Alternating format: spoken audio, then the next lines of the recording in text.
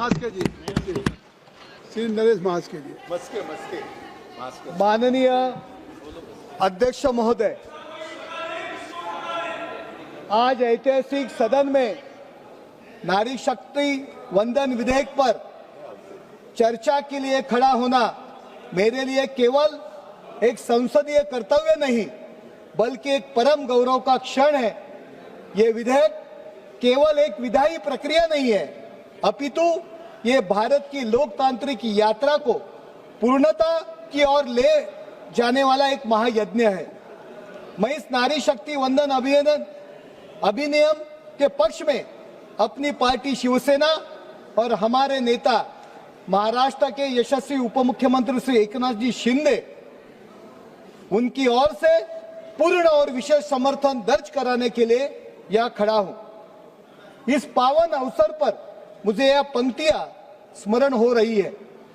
शक्ति का पर्याय है नारी, सृष्टि का आधार है नारी, कोमल हृदय वज्रसा संकल्प, हर मुश्किल का सार है नारी। आज का दिन भारत के संसदीय इतिहास में स्वर्ण अक्षरों में लिखा जाएगा, क्योंकि आज हम उस आधी आबादी को उसका पूरा अधिकार देने जा रहे हैं जिसे दशकों तक केवल वोट बैंक समझा गया। मैं इस ऐतिहासिक कानून को लाने के लिए हमारे यशस्वी प्रधानमंत्री श्री नरेंद्र मोदी जी का अभिनंदन करता हूं।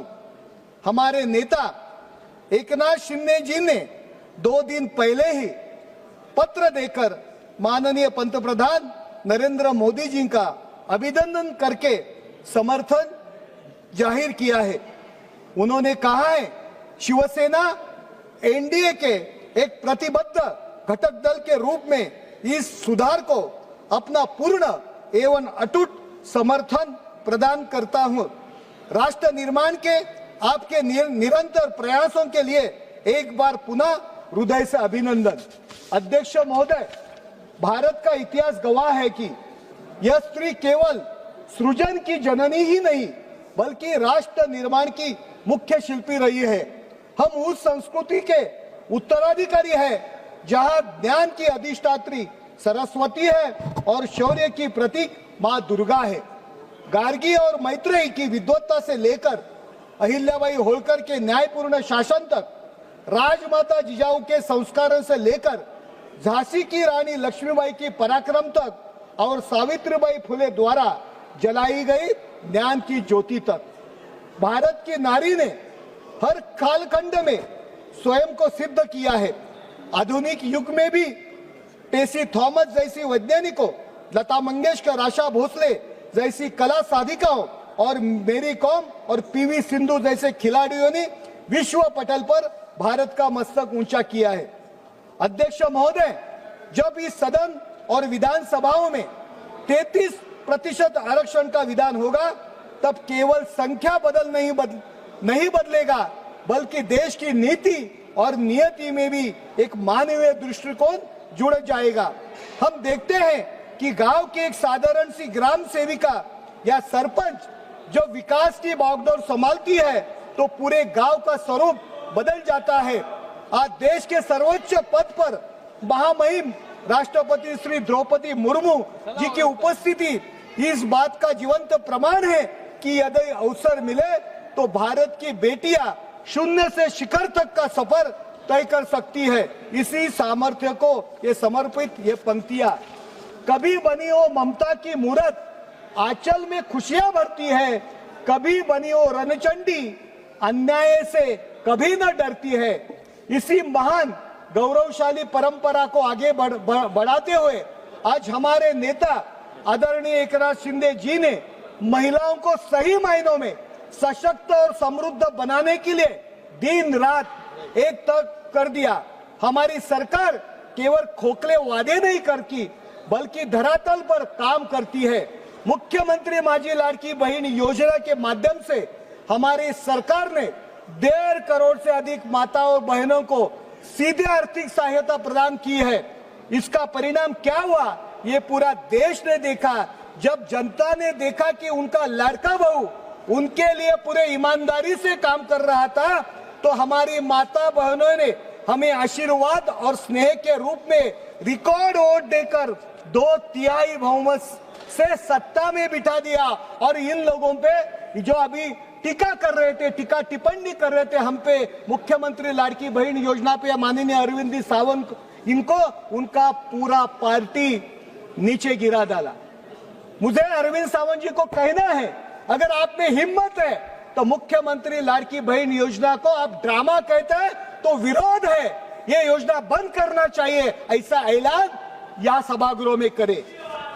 माननीय पंतप्रधान नरेंद्र मोदी जी के नेतृत्व में केंद्र सरकार ने महिला सक्षमीकरण को केवल एक नारा नहीं बल्कि एक ध्येय बनाए हैं। जननी सुरक्षा और प्रधानमंत्री मातृ वंदन योजना से मातृ मृत्यु दर में भी भारी कमी आ रही है।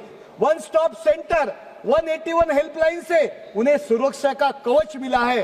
तो किरण जैसी योजनाएं ने महिला वैज्ञानिकों को अनुसंधान में नई उड़ान मिली है। चूल्हे की उस आग से लेकर सरहद की हुंकार तक, कलम की कोमल स्याही से विज्ञान के चमत्कार तक, हर क्षेत्र में परचम उसका स्वाभिमान से लहराता है। जिस राह पर बढ़ जाए वो इतिहास नया बन जाता है। इस विधेयक को लागू होने से बदलाव तो आएंगे, वो अभूतपूर्व होंगे।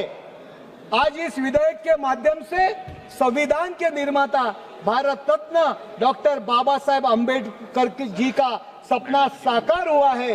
बाबा साहब ने संविधान के अनुच्छेद 14 और 15 में महिलाओं को जो समानता देने का लक्ष्य रखा था, आज वो धरातल पर उतर रहा है। इस कानून के द्वारा संविधान के अनुच्छेद 239AA, 330A और 332A में संशोधन करके महिलाओं को लोकसभा और विधानसभा में 33% का आरक्षण देने का ऐतिहासिक प्रावधान किया है। कांग्रेस ने कि देश की सबसे पाखंडी और महिला विरोधी पार्टी है। 1996 में 5 मिनट जब पहली बार महिला आरक्षण का विधेयक संसद में आया, तब कर्नाटक के पूर्व मुख्यमंत्री और तब के प्रधानमंत्री HD देवेगौड़ा जी के नेतृत्व था। जानते हैं उस सरकार का क्या हुआ? इसी सत्ता की भूखी कांग्रेस पार्टी ने उस सरकार को गिराने का पाप किया था ताकि महिलाओं का आरक्षण न मिल सके। ऐसे बहुत से उदाहरण है। 1985 का शाहबानो केस तो कांग्रेस के तुष्टीकरण और महिला विरोधी चरित्र का सबसे बड़ा प्रमाण है। एक 73 साल की बुजुर्ग मुस्लिम महिला जो अपने पति से गुजारा भत्ता मांग रही थी, सुप्रीम कोर्ट ने उसके पक्ष में ऐतिहासिक फैसला दिया, लेकिन राजीव गांधी के सरकार ने कट्टरपंथियों के दबाव में आकर 1986 में कानून बदलकर उस सुप्रीम कोर्ट के फैसले को पलट दिया और एक असहाय महिला को उसके हाल पर छोड़ दिया। कांग्रेस ने 60 सालों तक उस सामाजिक समानता को रोका। आज मोदी सरकार ने उस सामाजिक और राजनीतिक समानता के अधूरे काम पूरा कर रही है। 2014 के बाद उस देश के एक अभूतपूर्व बदलाव आया है। शेवटी मला एवढंच सांगायचं आहे की नारी शक्तीचा सन्मान करणं ही केवळ आपली नैतिक जबाबदारी नाही, तर एक विकसित राष्ट्राचा अनिवार्य लक्षण आहे। जेव्हा आपण महिलांना आरक्षणाद्वारे सन्मान देतो, तेव्हा आपण केवळ एका व्यक्तीला पद देत नाही, तर आपण संपूर्ण पिढीला आणि समाजाला एक नवीन दिशा देत असतो। 2 मिनिट मॅडम। नारी शक्तीचे समर्थन करताना आपण हे विसरता कामा नये की ज्या हाताने पाळणा हलवला तेच आज देशाच्या सीमा सुरक्षित राखत आहेत आणि तेच हात आज सर्वोच्च सभागृहात कायद्याची निर्मिती करणार आहेत। हे विधेयक अदृश्य हातांना दृश्य ताकद देण्याचं काम करत आहेत। मी या सभागृहातील सर्व सन्माननीय सदस्यांना विनंती करतो, पक्षाचे जोडे बाजूला ठेवून ऐतिहासिक विधेयकाला एकमताने पाठिंबा द्या, कारण हे विधेयक एका पक्षाचे नसून पक्षाचे जो देशाच्या मातृभूमीचे आहे। आपल्या समर्थनामुळे जगाला हा संदेश जाईल, भारत आपल्या मुलीच्या पंखांना आकाश देण्याकरता सज्ज आहे। तिच्या अस्तित्वातच आहे तेजोमय प्रकाश, तिच्या जिद्दी पुढे झुकते सारे आकाश। तिचे पाऊल पडते जिथे तिथे मंगल होईल. नारी शक्तीच्या तेजाने हा भारत उजळून निघेल. मी आमचा पक्ष शिवसेना आणि मुख्य नेते एकनाथ शिंदे यांच्या वतीने या विधेयकाला संपूर्णपणे पाठिंबा देत आहे. जय हिंद, जय महाराष्ट्र, वंदे मातरम, भारत